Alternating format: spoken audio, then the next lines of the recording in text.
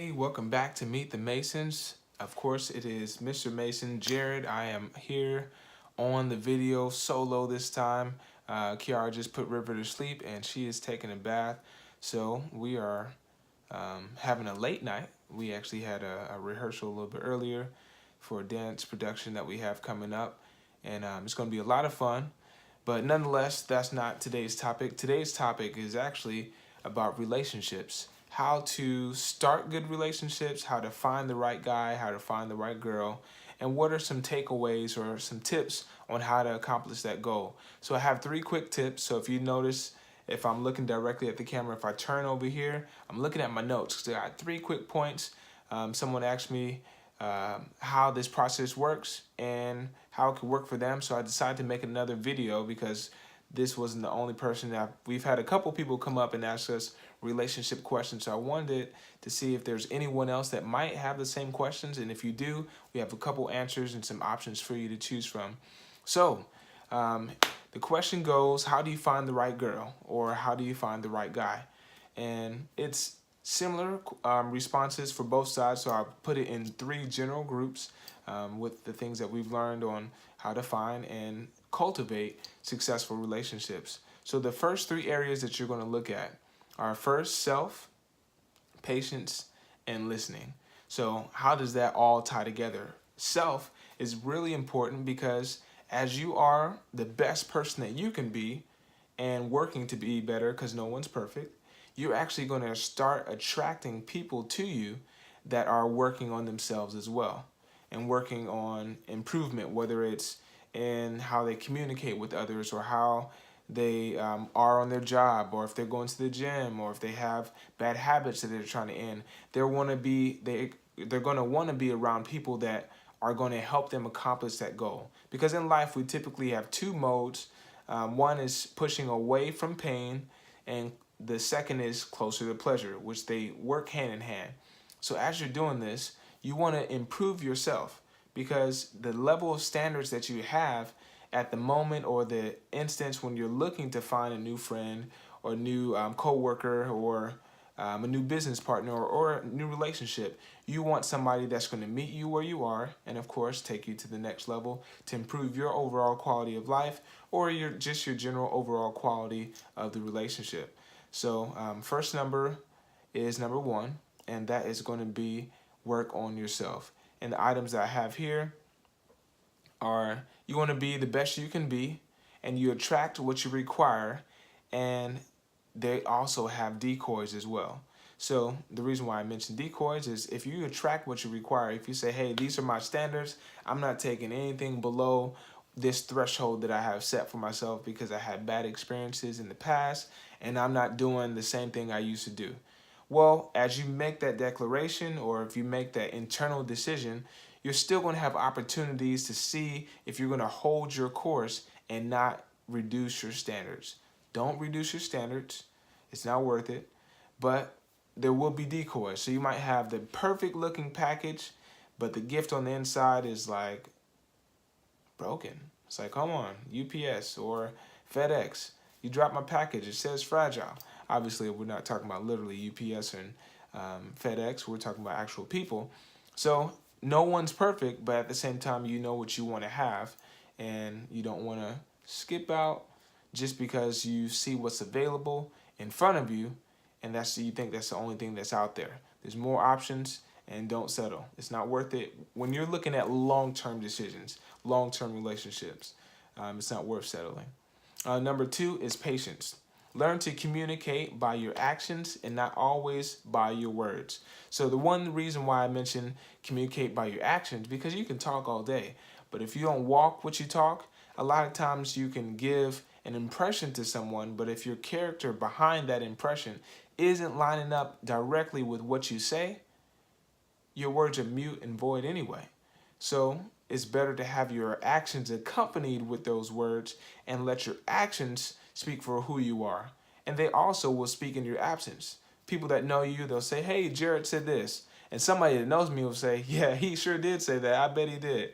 Or, man, Jared doesn't talk like that. You must be talking about somebody else. Hey, matter of fact, don't even let me hear you saying that Jared said something like this because he doesn't even roll that way. So your actions will speak louder than your words, and that's an old adage. I'm not making that up. That's something that's been around for a long time. But with your actions, let your actions speak louder than your words, and then that will speak for you in your absence. Not only in your absence, in your presence, because you can say certain things out your mouth, but your attitude or your posture actually, posture, what was that? Your posture will also suggest other ideas and other things that you're trying to articulate in that moment. Let's see here.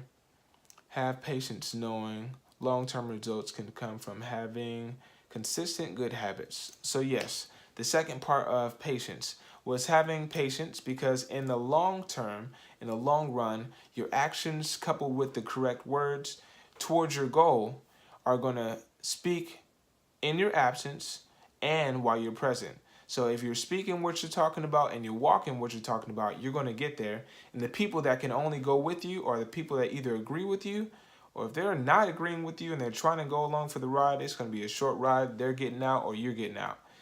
So something's going to happen to make that change. And last but not least is number 3, learn to listen.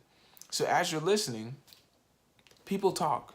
People talk all day, all night, as you can see. Well, you probably can't see outside, but it's like 12 midnight right now. And I was just talking to Kiara a minute ago. I'm like, hey, I got to shoot this video real quick. I've been having these questions, so I wanted to make sure I got this out, even though it's late, to answer these questions and send it out right away. But you want to learn to listen. One thing that I've had the pleasure of doing is being married to my lovely wife, Kiara, as you all know.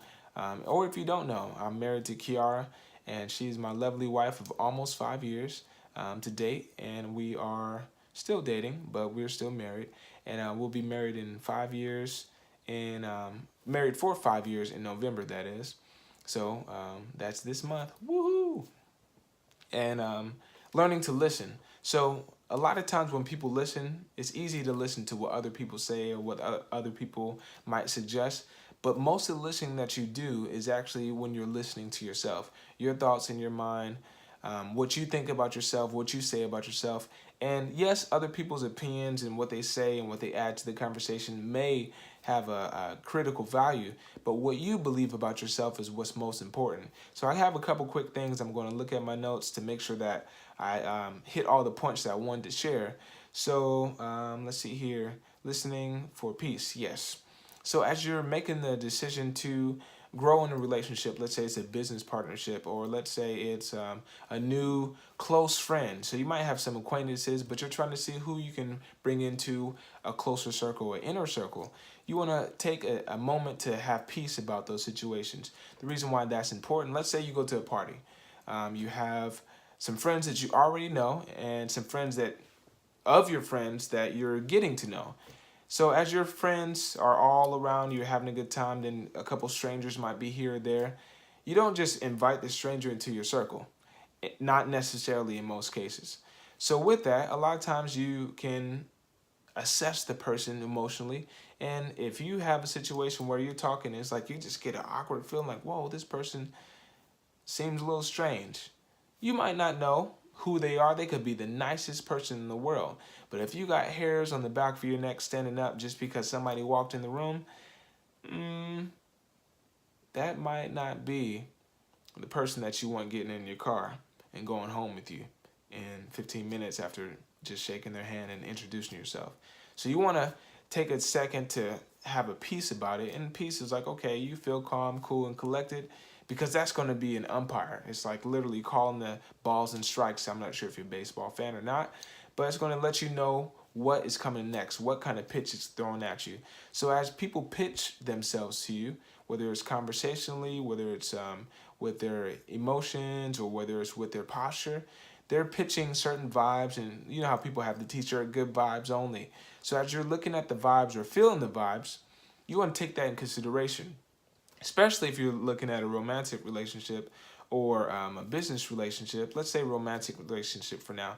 If you're meeting a guy or you're meeting a girl and they're gorgeous, and that goes both ways. They have a great job, they have a nice car, a nice house, all this, that's great. But if you do not feel peaceful around them, it is not going to be a good party, because they can have all the things in the world that you like or like to see or want to associate yourself with. But if you don't have the vibe of peace, you'll always be looking over your shoulder, always be wondering in the back of your mind, is this okay? Something's weird. I just don't feel right.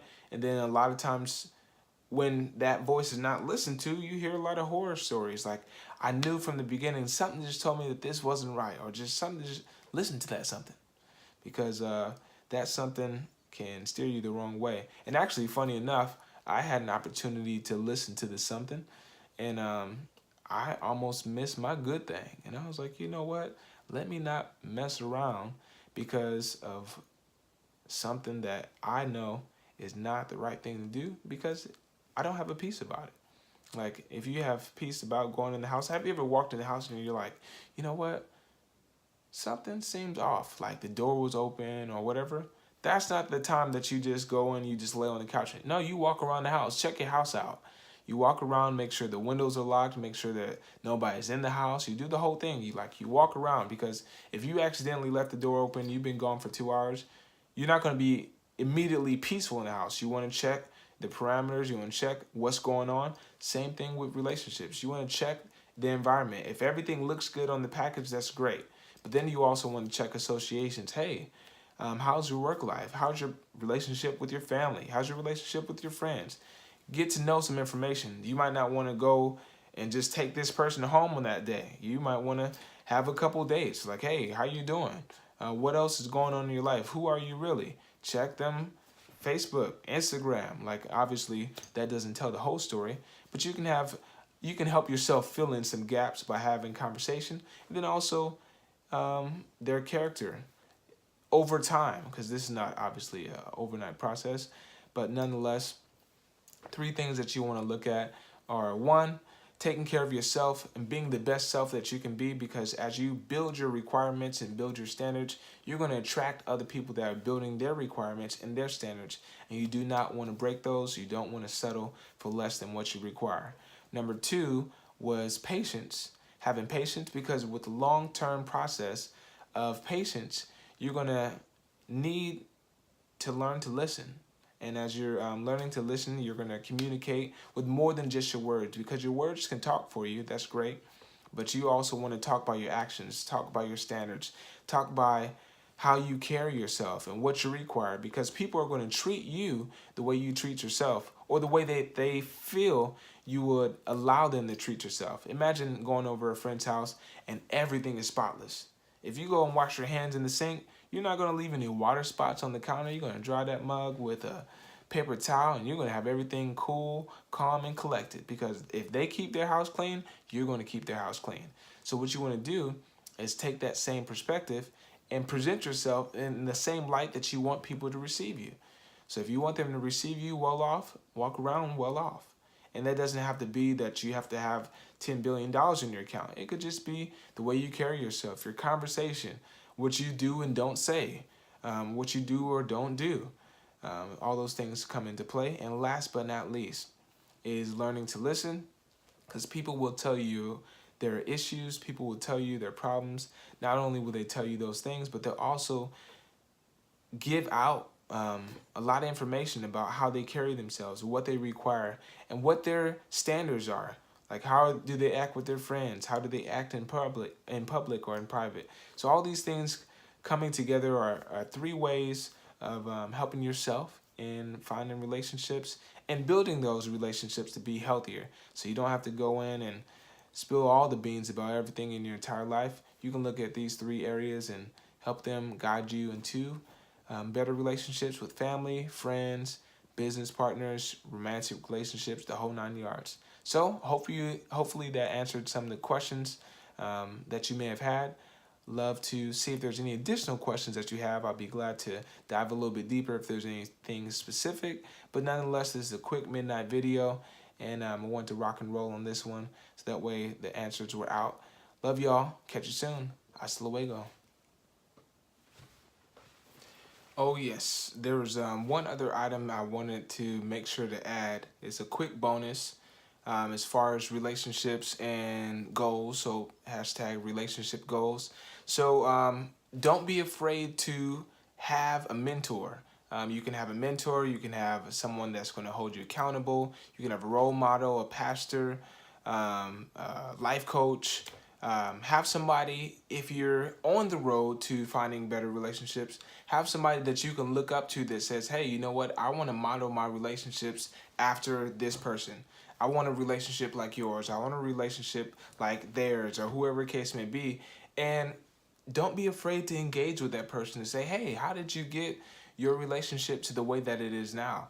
What are some steps that you put in place before you were where you are? How can I put myself in your shoes, not necessarily literally, but how can I line my life up to have similar style success stories or similar style results to pattern myself after what you've already accomplished? So a good way is definitely having a life coach. I have a life coach, my pastor. He is an excellent model on a lot of things that I'm trying to accomplish in life. And a lot of the success stories that I have been tied to saying, hey, how do I do this? Or how do I do this? Is this a good time for this or that? But beyond all the coaches, because it could be a basketball coach, it could be a banking coach, investment coach, life coach, a pastor, a mentor, an older sibling. It could be anybody. One of the key things, most important in my walk in life so far, has been my relationship with the Lord. So if I don't have access to speak to somebody face to face, I can always ask the Lord and say, hey, what should I do about this? Or what should I do next? And beyond a shadow of a doubt, that's been the most success I've ever seen has always been when my steps were lined up with a peace from the Lord. And I mentioned peace a little bit earlier, but the peace I'm referring to in this sense is building a relationship with the Lord to say, hey, you know what? If you lead me, I'm going to go that way. That's how I found my spouse. That's how I found my job. That's how I found my house. That's how I found my vehicles. That's how I found a lot of different things. Like it's literally been following that piece. Now, the good thing about having a relationship with the Lord, as you have a relationship with others, it also encourages and increases the value of the additional relationships that you have. So my wife actually has a relationship with the Lord as well, which is awesome. But we share the overflow of our love for God with each other. So if I'm having a rough day and I get an encouragement like, hey, you know what, you can do it. This is not the end of it. You know, sometimes like you could be driving home and it's like, you know what, it's going to be a long road. I'm going to be tired or whatever case may be. And you have that little voice like, nah, you can make it. You're not talking, but you hear the voice, you can make it. So that little voice is like the Holy Spirit saying, hey, you can make it. So sometimes my wife is not there because she's literally knocked out. She's not going to tell me you can make it because she sleep right beside me. She just knocked out. Her and River sleep listening to Elmo or the radio or wherever the case may be. And they can't tell me I can make it. They're not talking to me on the way home. So take advantage of those additional relationships with a mentor, with a family member, friend, life coach, pastor, and definitely most of all take advantage of the opportunity to have a relationship with the Holy Spirit, because when everybody else is asleep, he's still awake. So that's the bonus. I would say that is the biggest relationship goal, is to have a better relationship with the Holy Spirit, because he will help you with yourself, he'll help you with your patience, and he'll help you learn to listen. And that actually ties back into all three of the points that I had above. So it's great, and it always gets better. So I wanted to make sure I included that bonus because I had that question pop up as well. So yes, the number one key is following the Holy Spirit, and then that makes all the other stuff a little bit easier, because he'll tell you how to work on yourself, what areas you need to improve, and also having additional areas of accountability like family members, like coaches, pastors, friends. They help you build yourself, and they also help you work with your patience, because when you're working in teams or in groups or with accountability, not everything goes your way sometimes, and it helps you to be patient, to know, hey, I'm still going to accomplish the overall goal, but these are the steps and these are the boundaries I put in place with my peer group of accountability, or with my church group, or my basketball team, football team. These are the drills that we have to run before we take a break. So it allows you to kind of huddle on things, and huddles take time. So even with work, we have huddles and different things where we meet in the middle of a busy business day. It's like, hey, I want to get back to business. I want to get back to productivity. But with productivity, having that minute or 15 minutes, whatever the case may be, of a huddle may seem like a waste, but it's not. It's helping you work on your patience. So when you get back to the things that you need to accomplish, you've already exercised patience in that huddle. You've learned some new ideas, learned some new ways to overcome objections or whatever case may be. And then when you go back to doing what you need to do, you've already anchored in your scheduled patience. So when you have that customer that needs a little bit of extra time or a little tender love and care, you already know how to work patience. Or when you see somebody come into the grocery store and they're holding all their groceries and you have a cart, you let them go ahead of you. You're learning patience. And what goes around comes around. So when you pour out patience, you definitely get it back. So definitely take that one. And the last one was learn to listen. Holy Spirit can help with that whole thing. Learn to listen, because the more you follow him, the more he'll lead. And it gets better and better. Like, you always win. So that was the little bonus. I wanted to make sure I plugged that in. If there's any additional questions, feel free. I was about to say to give me a call. Haha, you can't call on YouTube. But you can leave a comment below, and feel free to ask any questions that you might have. I'll be happy to help. And look forward to speaking to y'all soon. Love you. Hasta luego.